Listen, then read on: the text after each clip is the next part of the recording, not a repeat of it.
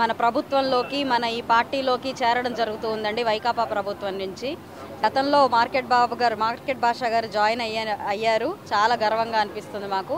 ఆయన ఆధ్వర్యంలో ఈరోజు 300 మంది చేరికలు ఉన్నాయి.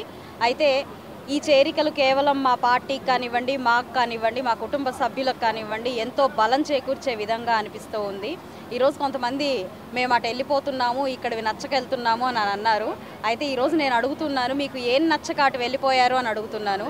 అభివృద్ధి చేస్తున్నది నచ్చక వెళ్ళిపోయారా, లేకపోతే ఇక్కడ మేము అక్రమ ఆర్జనతో మీకు ఏదైనా ఇవ్వలేని పరిస్థితుల వల్ల మీరు వెళ్ళిపోయారా, లేకపోతే ప్రజలకి మంచి చేయలేని ఒక అసమర్థ వైఖరితో మీరు ఇక్కడి నుంచి వెళ్ళిపోయారా, ఎందుకు మీరు అటు వెళ్ళిపోయారో, వీటిల్లో ఏ కారణం చేత మీరు అటు వెళ్ళిపోయారో అడుగుతున్నాను మిమ్మల్ని. ఈరోజు ఇటు ఎందుకు వస్తున్నారో కూడా మీకు చెప్తాను, వినండి.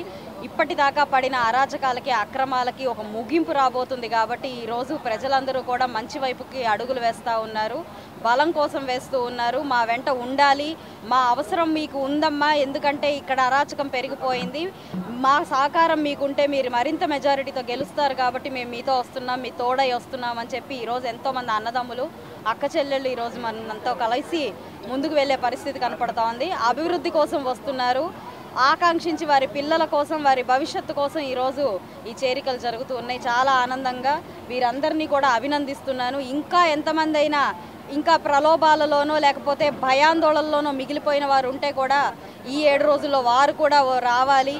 ఇదంతా ఒక వన్ సైడ్ అయిపోవాల్సిందిగా నేను కోరుకుంటూ ఉన్నాను.